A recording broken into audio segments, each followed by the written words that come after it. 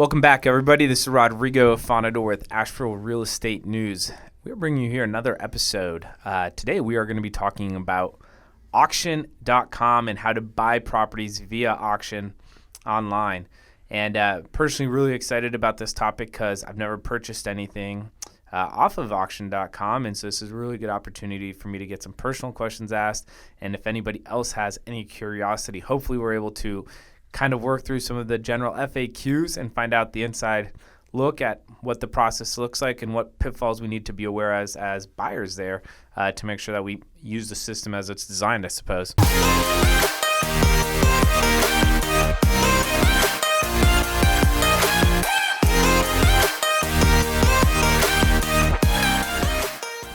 So without further ado, I'm going to bring on Tim Johnson with auction.com. And Tim, welcome to the show. Hey, Rodrigo. How are you doing? Doing good. Thanks for taking the time out of your busy traveling schedule to hang out in Asheville for a day and chat. Hey, not a problem at all. I appreciate it. Yeah. So, auction.com. Tell you a little bit about me and what we do. My name's Tim Johnson, as you mentioned. I've been with auction.com. It's actually 6 years this week. Started off as an auction manager, or what we call an AST, here in North Carolina, and spent much of my time actually in the greater Asheville area, conducting sales at auction, so foreclosure sales, actually crying those sales or conducting those auctions. And sorry, is that like at the courthouse? At the courthouse. And then transitioned into what I now do is what is called bidder services. And with bidder services, basically, I run a grassroots marketing team, not just in North Carolina, but Virginia, D.C., and Maryland, educating buyers for free, of course, on how to purchase both at auction and through the online platform, as you alluded to a moment ago. And those are primarily bank-owned or what people will call REO properties. So I want to get into all of those moving pieces. For one, I didn't realize that there's like in-person auctions that you guys manage as well. So we'll definitely need to dig into that. But wondering if you could give everybody a little bit of a background of how you got involved with auction.com and just being part of real estate and kind of maybe what the day-to-day looks like for you. Gotcha. I actually started in sales, and I was in high-end and what people would refer to as exotic car sales, and really cool. Actually managed salespeople until I got tired of babysitting adults and wanted to just focus on taking care of my own clients. And I was approached one day by a good friend. Many of our employees are referred, so I was approached by him about an opportunity with auction.com, and it really fit my lifestyle at the point. I wanted to work less, actually. So it allowed me to work more of a part-time schedule and work on developing other things, whether it be my own business, music festivals, which I'm a part of and help organize, or like now getting more involved in real estate itself. Gotcha. And auction.com provided that education because we are the nation's largest marketer of distressed properties, specifically foreclosure, and as we alluded to, bank-owned and REO properties. So through meeting people like yourself and many other investors, speaking at groups, I've really embraced and learned how to invest myself. And now, over the last couple of years, I've started doing that myself in Central Virginia, or looking into doing that. I just have to ask, what type of cars were you kind of working with? I was a BMW guy. Actually, now I'm more into the cars that you can write a check for. And if they break down, I can dispose of them. Fair enough. I'm on the road a bit, and I do like to camp and so forth, so I do beat up a car. But yeah, BMW, Mercedes, Porsche, Jag, Land Rover, Range Rover. So I really got an education, and not just dealing with that clientele, but high-end customer service, which is very different than what I think some people would refer to as everyday customer service. It shouldn't be a difference, but it definitely is. Well, I think different clientele. The more zeros that are behind a check that's written there, I think there's a little bit more of a heightened expectation for what type of service you're going to get. Whether that's a realistic expectation or not sometimes, but yes, it definitely is an expectation. So that made, thinking about real estate investing, flipping, wholesaling, whatever you want to do, very appealing to me, and I really like the wholesaling aspect of things personally. No doubt. Obviously we like it as well. So I want to go back to, so that was 6 years ago. Did I get that correctly? Yeah, 6 years ago this week. Oh, well, congratulations on the anniversary. When you moved over to auction.com, were you doing, you said you weren't doing any investing yourself. And and then after being exposed to it for a couple of years, you're like, man, I really need to get some myself, or like, how did that thought process go? Well, I'll tell you a story. Yeah, please. I was at, my team attends about 40 meetings per month across the 3 states I mentioned before, networking meetings such as Korea. And I ran across a gentleman in Raleigh, North Carolina, who I don't judge people, but you meet what I call green peas, or people new to the business all the time. And he and I had spoken, and I'd followed up with him a few months later, and I'd asked him how he was doing, and he said, well, because he mentioned going to an auction, and I was like, wow, this guy, I didn't think he would be buying anything anytime soon, because you have to have cash pretty much to be at the auction. And he said, no, if you remember, I told you I was going to start off wholesaling. And I said, really, how many deals have you done? It'd been about 4 to 6 months. And he said, I've done 4 deals and made $58,000. And a light went off in my head, because I truly said, if this guy can do it by just listening to people and doing what they tell him to do, anybody really can do it if they apply themselves and put forth the effort to learn it and the work it takes to get those responses. It's not complicated, but it's not easy either, right? Exactly. It's simple but hard. and me personally, I love to structure deals. The art of the deal, structuring a deal, whether it be a lease, a purchase, whatever it may be, just really appeals to me. I like to close deals. Well, I totally understand that, because like I can't swing a hammer to save my life. So there's definitely some people who enjoy the working on the properties. For sure. Whether I would enjoy it or not, I would make things worse. And so I'm on the same side. I like the building of the puzzles and just seeing how you make something work and whatnot. It's probably my favorite part as well. Exactly. So that's how I got into it. Like I mentioned, meeting people like you, the gentleman I spoke to that made that proverbial light bulb go off. And just seeing how, I hate to say easy, because nothing worth achieving is really easy. But it's simple. But how simple it can be if you will align yourself with the right people. There's people out there that will help you, like Roderick, like yourself, like auction.com. We won't charge you for that. On that note, so how many, when you got into it, the investing side personally, how much of the deals that you've put together, you've been part of, have they been from auction? Actually, or has it been a mix, or has it been almost exclusively because you're so familiar and you understand how to see it? Actually, as you can probably imagine, the investing side of me, for me, has become really new. So I've done more researching and finding properties than I have buying properties. I've researched now, a friend and I, probably 200 to 300 properties in a historic district, and have been contacting owners. Of those, we've been able to propose a couple deals, and unfortunately, none of them have closed yet. For full disclosure. But again, with auction.com, it allows me that flexibility to do that on the side. And then those objections or things I run into that are issue, I have a nice investor base to call up someone and say, hey, Rodrigo, I was looking at talking to this guy, help me out. Here's the situation. What advice can you lend to this situation? Built a good network. But the future looks great. I'm maintaining a couple properties for people now, so I will have an in when they come to their senses. And I enjoy it. I've been in sales for so long, as I mentioned. It's hard not to enjoy selling if that's in your blood. I completely, totally agree. I've always been selling in some, whether it's tips. I worked as a raft guide, as a server for a while, and things like that. And it's always like, you're selling a story, an experience, or whatever the case may be. So, I got the old saying, a story told was a car sold. Oh, really? That's a good one. I feel like you have to include a house into that now for the purpose of this conversation. I don't know if you can get it to rhyme as well, though. No, it doesn't, but it still applies, for sure. No doubt.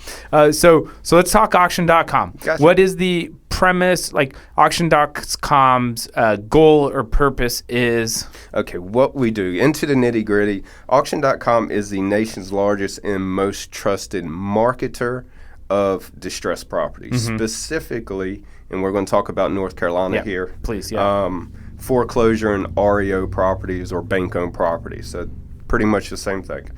We get a house early on from a servicer, the servicer being the bank or lender of that loan, and they'll direct a trustee or the law firm handling that case to get us to take on the property and market it for them, simply because their return is better on properties they market versus properties they don't.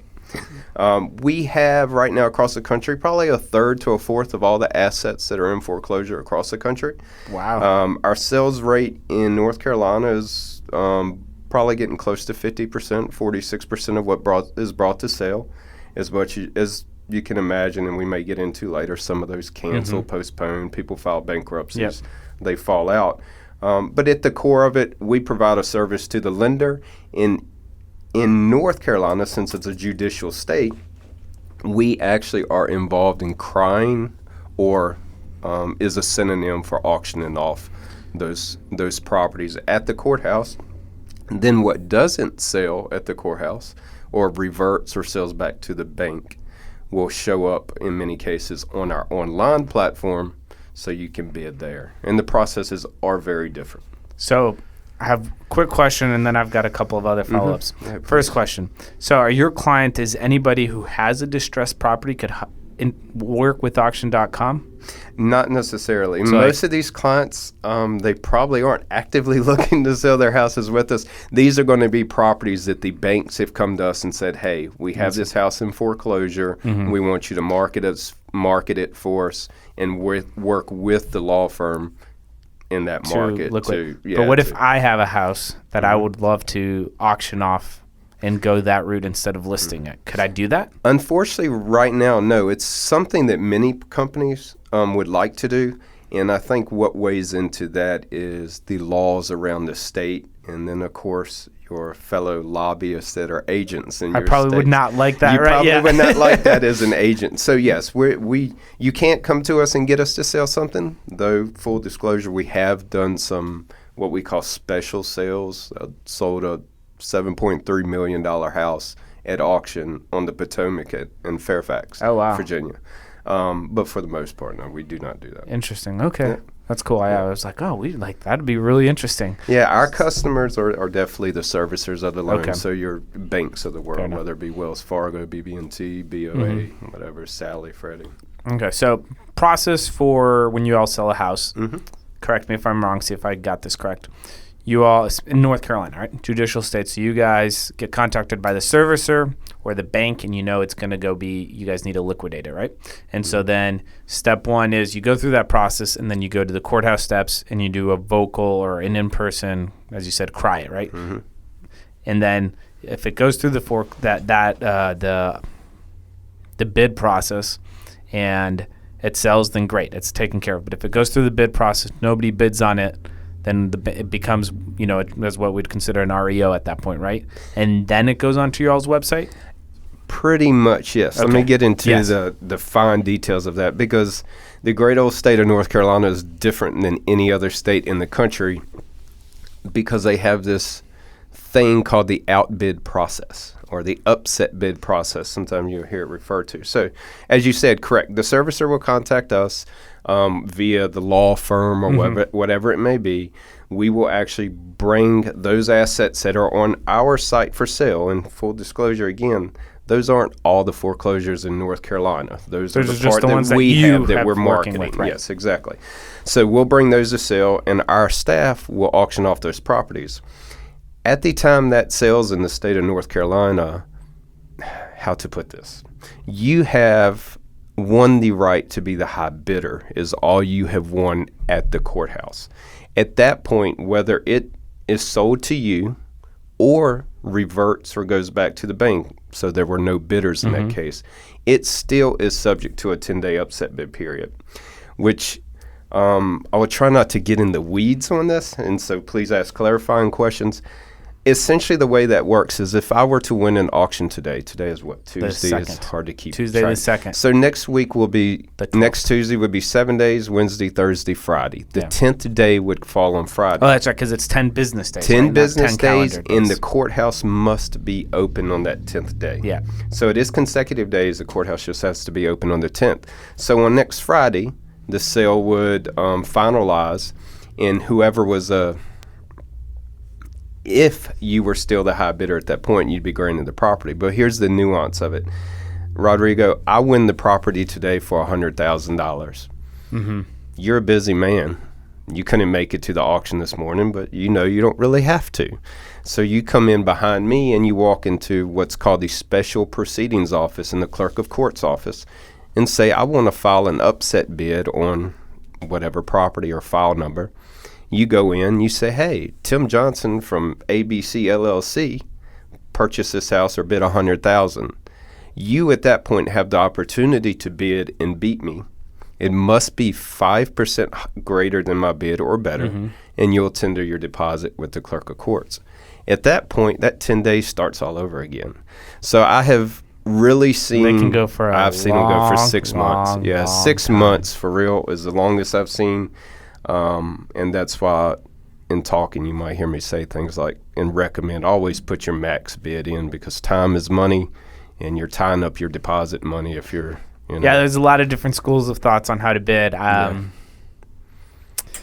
it's a tricky one because it's you never know on you don't want to overshoot it, because if nobody else is paying attention, then you might pay more than you should. But then again, you don't want to be stuck, bidding on the same property for 3 months either. And I'll say this, your market as well as I do. There's no stealing properties, so to speak, at auction anymore. It's not a secret. It's not the good old boys club anymore. So if you're bidding on a property, you've done your due diligence, you know it's a great deal. I assure you there's 10 more people of who you behind agree with you the thought that process. agree and may have a different number. So as a client of auction or as a customer, I guess probably would be a customer. I wouldn't actually interact with auction.com then at that point, right? At the courthouse, the only interaction you would have with auction.com, it would be whoever's crying the sale. You have no obligation in the state of North Carolina to register. Yeah. You can buy as an agent for somebody or as a representative for a company. And then choose, if you win the auction, how to title or vest that property however you please at that point. So no, not until you get to the online REO bank-owned platform does that process change. Well, let's skip over all of that and let's go there then. Okay. So because I think that maybe this is a little selfish on mine, but that's where I have the most questions. Because again, haven't done it. We've bought stuff off the courthouse steps, going through that, upset period and whatnot, but have never done anything off of auction.com. So I'm a newbie. Educate me then here. What's the process look like? What do I need to know? How do we do this thing? Yeah, here's what I would say to you first off, because I know you're an investor. Yeah. That's where you have the most opportunity. Oh, okay. I speak. Good. Well, then don't tell anybody else. I speak several times in North Carolina in a year, and I always conduct a survey at the beginning, and you may have even seen me do this in the past. I'll ask people by a show of hands, how many of you have purchased at auction? Say 10 people raise their hand. Yeah. And then I'll say, well, how many of that 10 have purchased online? And that 10 will drop to about 4. Yeah. And I'm a firm believer in one of the things that holds people back and keeps the competition down online. Well, really 2 things. The primary is not being comfortable. People do not easily fork over thousands of dollars through a website unless they have every question answered. And the second is the misconception of, it's too expensive now. If it didn't sell at auction, it must not have been a good deal, so now I don't want it. The great news is that's the only time the bank has a chance to negotiate. On auction? Yeah, online, because think of this. It's gone through the state mandated process of a foreclosure. So they become the sole owner of the property if no one buys it. Right, because then they're actually on deed at that point, right? And they're not in the business to own these properties. They want to let them go. So what we do for all our clients and what our servicers or banks have asked is that when you bid online, if you don't win, that's fine. They still want to see the high bid. And there is, I wish I could remember her name. She's one of the board members for a REIA organization. In Raleigh? Out of Raleigh. Yeah. And she has bought 3 that way. She's never once won them. She was countered or they accepted her high bid.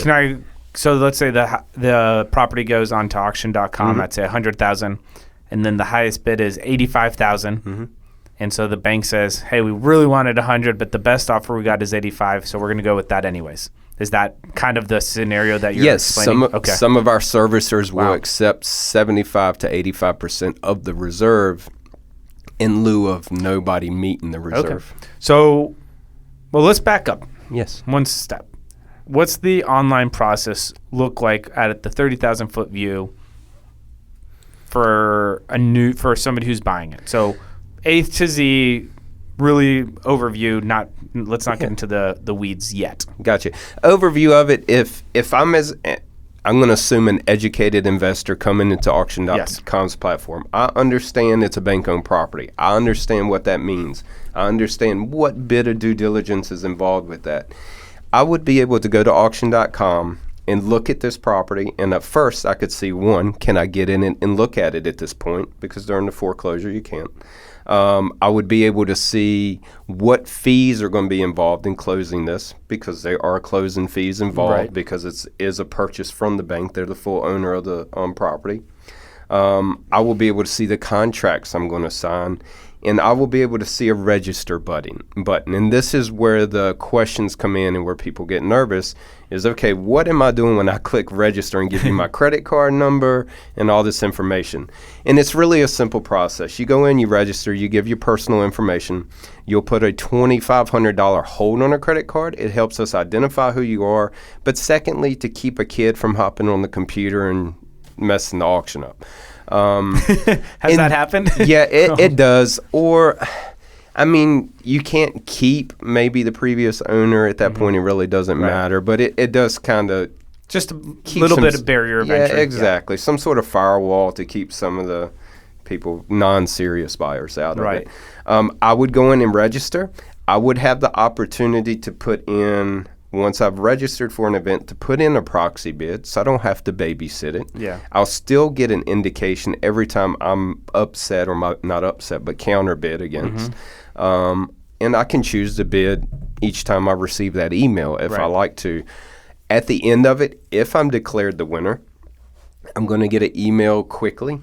Within a couple hours, I'm going to have a closing person or an agent from auction.com assigned to me, and they're going to walk me through the process to make sure I have everything I need to close, because we shoot for 30 days. So if it's held up, it's because of the bank, not because we're waiting on you. Right. Your $2,500 hold, or that basically an incidental hold, like if you went to a hotel, is released the Saturday after the auction, and you will actually be asked to tender your deposit. And the deposit is what? Generally 5% or a minimum amount of $2,500, something like that. So you're talking about this bidding process online. Is this a 10-day bidding process, or is it like eBay? Like there's just like an arbitrary time that it's going to bid, and then once the bid closes, the winner. Good question. In North Carolina, they all run 3 days. I think they end on Thursdays in North Carolina without looking at the site. I'm pretty sure that's the flow of it. They'll end on Thursdays. So Tuesday, Wednesday, Thursday, 3-day auction. And that's how they go. It's pretty much the same. So these 3-day auctions, so then the property comes online today, and it says, hey, it's going to get auctioned, say, August 1st or whatever. Yep. So then you have 29 or whatever days it is between now and August 1st to do your own due diligence, do a drive-by, look at the pictures, whatever. Maybe even go in the property if there's allowed. Agent access. And then on August 1st, you just show up and you get ready to dance, essentially. Well, the great thing, you show up in your lazy boy and your boxers, whatever it may be, on your computer. Yeah, and that's a great thing about it is you can register anytime during that auction. You don't have to be there right when it starts. You can jump in towards the end if you'd like. And so is there a countdown? It's like 5 seconds left, and so it's like you better get your bid in. There is a countdown, but what we do to accommodate for different computer speeds, different distance between servers, is we do have an overtime period. So if competitive bidding is transpiring during that period, there is an algorithm or a formula for how that dictates the winner. So you just don't get beat out. Slow internet connection doesn't screw you out of getting the property. Exactly. Okay. Wow. That's interesting. I'm intrigued. I'll have to check this out a little bit more. Yeah, and in this market, it is such a competitive market, and I encourage many people, I mean, whether you're in Buncombe County or one of the surrounding bordering counties, to always look at bordering counties. In competitive markets, you're going to see less bank-owned and REO properties because they'll sell at auction in that 10-day upset bid period. But it's a great opportunity with less competition, and I like to think of it as, when I say leads, I don't mean people for investors. I mean a stream of houses. It's an additional stream of potential properties that I can This is a numbers game, right? So Exactly. the more things you get to look at, the more offers you can put in, the better chance you have of buying something you're excited about. It's an old saying, and I won't say what it is exactly, but if you throw enough stuff against the wall, something something's will going to stick. stick. Exactly. You're being full of good sayings today. Yeah, it's the car sales in me, I guess. Oh, really? Unfortunately. Fair enough. So I guess you also get a lot of exposure at the RIAs, right? You said you go back. Yes. What's your appetite as far as the people who use auctions.com services? How many of them are like experienced investors, wheelers and dealers per se, who are active versus just random people who get like that one-off lucky, like, oh, look, here's a house because they see an ad on Facebook, click through, and they're like, and whatnot. Do you have any idea of that answer? It's a nice mix, and surprisingly, I mean, yes, you have your fair share of new people. Ooh, I saw a listing the other day, and your name was on it. Tell me about it. Yeah. But what I'm really finding more and more is, as the market starts getting thinner and tighter, more investors come back to us, even if they had been introduced to us before, because it's like we were saying before, it's a game of numbers. So hey, I might start looking at auction again because they have the cash, they have the capital to do it, so they'll look at it. So it's actually a really good mix. I mean, we're in process now where we are even contacting the top buyers in all the states just for feedback, and those folks still use us. For example, I had a lady, this was in Virginia, the other day, one of our top buyers called her, and 3 days later, she bought an $833,000 property at auction. They buy 200 to 300 properties a year, and they're definitely not all through auction. Wow. So there's a wide, I mean, you have some of the most experienced and the best of the best that I know buy from us, and then I have my fair share of new people that I'm educating via webinars and so forth every day. From an educational standpoint, what do we need to know? What have we not covered that as somebody who's thinking about buying off of auction.com? What do they need to be aware of? Due diligence, and be aware that, some organizations won't want me to say this, but this information is free if you ask the right people. You don't have to pay to go get it. It's public knowledge if you put the work in. But due diligence, you do not ever want to show up at an auction and not even know what a title search is. Not understand what it means to buy something that's not a clean title. No clean title is guaranteed. Well, really quickly, what would be your say if you're going to have a quick checklist, 5 things that you should always do due diligence-wise before you bid on a property? Due diligence-wise, the first one would be pre-due diligence, which is all free. Drive by, do my research, comps, whatever I can do. I don't know if I'm going to give you 5. This is all right. Well, let's just see how far we get. My biggest is going to be, especially if you're new to this, fork out the money, get an attorney involved in your business that knows foreclosure law, that can run your title search, help you with closings, and field your questions. Surround yourself by people that already buy. Go to an auction. They're free. They're open to the public. See how unintimidating that process really is, if that's the word. How that is, because it's not intimidating at all. It's only going to be a couple people there. Ask questions would be the 4th, and the 5th would be, again, go back to number 2, due diligence. Do not cut corners. I personally looked at a house, $33,000 at auction. If I bought it, there's a $90,000 tax lien. So tell me that when it ruined your deal. Yeah, so let's talk about that a little bit. I think that was one of the things that I was the most surprised about when started getting into foreclosures and whatnot, is like, just because you're buying something doesn't mean you get clean title. It can. Exactly. And there's a couple of different variations, like especially with like tax foreclosures, right? Yes. I don't think you guys do those. We don't handle those. So we'll have to mental note. We're gonna have a whole conversation about that because there's a whole different array of things that can come up with tax foreclosures. But with the stuff that you all do, like you have to make sure, right? Like it's not a second position mortgage that's foreclosing or an HOA and all these crazy things. And if you we always do title searches before we bid. Yep. Because we don't want to get caught unaware or surprised Exactly. by title issues. So I forget where I was going with this. Due diligence. Due diligence. So that good. I would say what all can you inherit? Find, so to yeah, speak. yeah, that's true. And then find out access. At least do a drive-by. If somebody lives in there, access in North Carolina. It's going to be a little tricky. Okay, let's go by what the state says. There is no trespassing in North Carolina. So I have heard stories of people walking in on unsavory situations, whether it be drug-related, paraphernalia-related, squatters, threatened, right? Neighbors coming out and yelling at them to get off the property because they're sick of these investors coming on and off of the property. Do people go in these properties? Of course they do. You know, people are going in a competitive market. People are going to do what they do. But do know it is illegal and you can be charged for trespassing. So if you buy a foreclosure, in theory, you have to sight unseen. It really is, other than the drive-by part of it. So except you said sometimes there are some that have access. Yes. But that's after they've already been online, so the bank has possession. So do you have to pay a real estate agent to get access? Do you have to hire one, like as a buyer's agent? How does that work then if somebody wants to look at the inside? The first paint a picture in everybody's mind. When we say foreclosure, think of two houses you're looking at. The house on the left is a foreclosure. House on the right is a bank-owned REO property.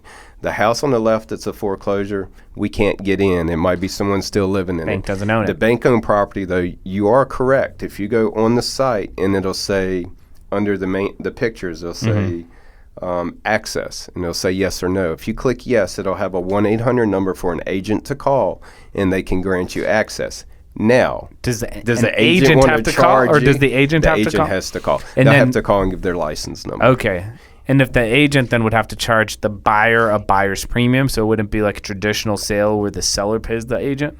Yes, you would have something structured with your client, and if it is a property, and again we're talking about the house on the right, the bank-owned property. If it's a property that does have a co-op, say it's a 5% co-op and the bid's $100,000, you would get, as an agent, you would go in, register with us as an agent. Your buyer would go into the system, register to bid on that property, select you as their agent, and if it closes, you would be compensated that 5%. In addition, who pays that 5%? The bank does. The bank does? Okay. Yeah. I thought I wanted to clarify that because I understood at first that the buyer would be paying the agent. I was like, man, that's not an incentive here. Yeah, you're going to see things on these bank-owned properties like buyer's premium. Right. Now, that's where auction.com does make some money. On bank-owned properties, those properties that sell, it'll be a 0 to 5% buyer's premium.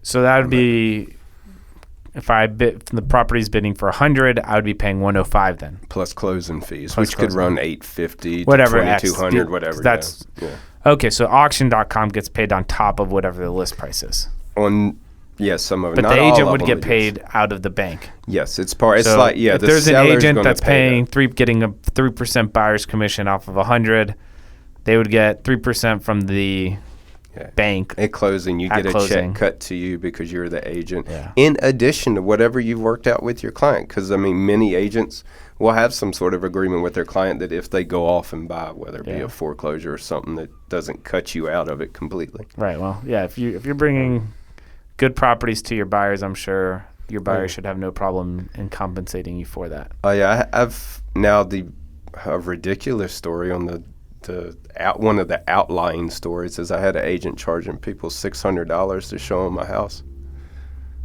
He was asking $600 to call in and show those houses. Is that agent still around? I can't know. Either he was already very wealthy, but I can't see how that was going to work. It's got to be. Yeah, that's insane. That's crazy. Yeah. Wow. And this was from a buyer. He told me he called this agent. And the guy wanted to charge him $600 to see the house. Wow. But, if people are willing to pay it, I wouldn't recommend doing that for anyone that's listening, but it's probably not a good business model to follow. Yeah, no, I would walk tentatively around that. Well, any closing thoughts or remarks about auction that we haven't touched about that you want to make sure people know about? Yeah, to know about us, I'm going to go over some of the questions we get or common objections. Yeah. Because we're talking about bidding online. Full disclosure, we bid against you. And the reason we do that, one, we don't bid the reserve. We don't bid above the reserve. Mm-hmm. However, if you put in a proxy bid and there's no competition and your max bid's 90 and it starts at 20, you need somebody to or something to facilitate getting your bid at least maxed out so it gets in front of the bank. So if you're bidding online, please, there's two terms to remember, counter bid and current bid. Mm-hmm. Counter bid means auction.com Right. has bid. Current bid means it's your bid, or a real person. If the auction ends and we are the high bidder, your information, not the ghost bidder, but the real bidder's information is going to get forwarded to the bank. Okay, so you guys don't actually ever win. You try to boost the bid. If it doesn't get boosted, then that bid would still win. Yes. Okay. And well, it would be, and the whole point is if it doesn't get to the reserve, nobody really wins unless the bank accepts an offer. So our goal is to get you to the reserve and over it, but if not, to at least get your max bid so we can make sure the bank is seeing your best foot that you've put forward, so to speak.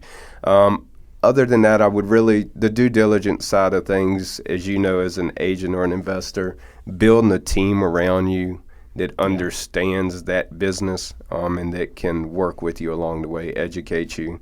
And so you don't show up at auction, place a bid on a house, and just to find out there's a lien and you've forked over $10,000 deposit money or whatever it may be, and now you're scratching your head like, what am I going to do? Yeah. Those are the main things, to reach out to people such as yourself or me. Again, I'm not a commissioned salesperson. I'm not a licensed agent. Well, really quickly, what's the best way for somebody to get in contact with you? And two we'll include ways. this, in the show notes as well, of course. Yeah, two ways. I mean, you can call me directly. I have a work line or text. That's 434-363-2142. Or my email address is tjohnson, as in Tim Johnson, .pta, as in part-time auctioneer, at auction.com. So tjohnson.pta at auction.com are the two best ways to get me. And like I said, Awesome. You can text me, call me, email me, and I'll get back to you pretty quickly. Very cool. Very quickly. Anything else we should know?